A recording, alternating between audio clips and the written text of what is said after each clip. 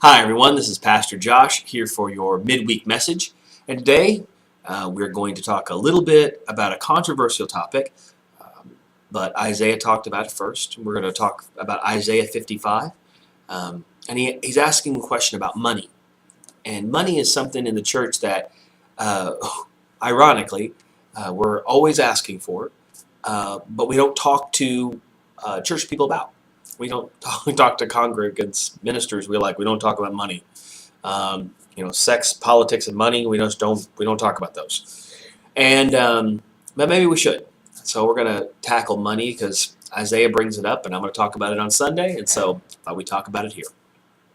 But he asks a really important question. He asks a question about why do we spend money? Why do we buy things that are transient, that don't last?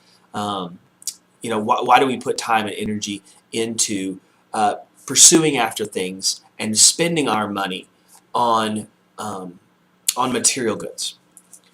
And he goes on to talk about that and why don't we love God more and so on and so forth. But one of the things we're doing here at St. Paul is we are taking the Dave Ramsey's course, Financial Peace University. We've only had one class. This Wednesday is our second class, if weather allows. And there's still kits, and you can still come on out and be a part of that if you'd like to, 5:30 on Wednesdays. Dave Ramsey's trying to give people a biblical precedence for money in their lives, because money is a thing that really, for some people, it owns them. That we're always pursuing after it. We have debt.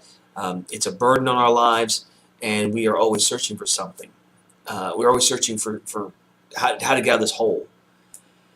And it's my opinion that I think one of the biggest reasons that churches and families and individuals, they chase after these transient things. They chase after material goods. They get into debt. They struggle. There's lots of reasons, but one of them in particular is I don't think people have goals.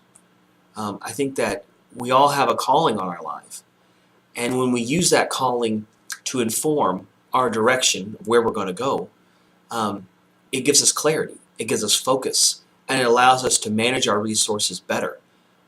You think about it in terms of somebody who wants to be an Olympic runner or an Olympian of any kind. And but if they want that, they've got to manage their time and energy, and they have to exercise, and they have to be dedicated, and they have to push forward because they have this really large goal that they want to try to accomplish. And so a relationship with God doesn't seem like this tangible thing we can get, but it is. And part of that relationship with God requires us to manage our money well.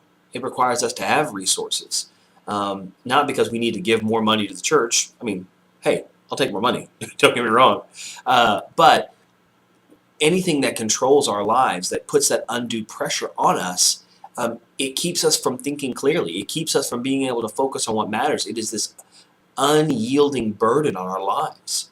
And it can be money, and it could be anything. It could be, family. It could be success. It could be anything that we let have complete power and dominion over us. It can be a real problem. And money in our American society has become this ever-present weight that we don't have enough of, that we can't get enough of, and that we think we always need more of it. I need more, and I'm speaking to the choir right now.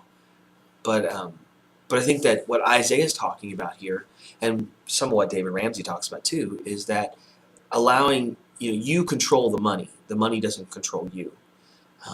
You make the money work for you. And this is part of what Isaiah is talking about, is that we have to realize what matters, and the divine is what matters, that God is what matters. And how do we shift that focus? How do we shift it from, well, I've got to eat and I've got to do it, I need all these things, to God provides.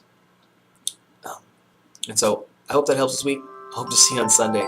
God bless, and maybe I'll see you on Wednesday. See you.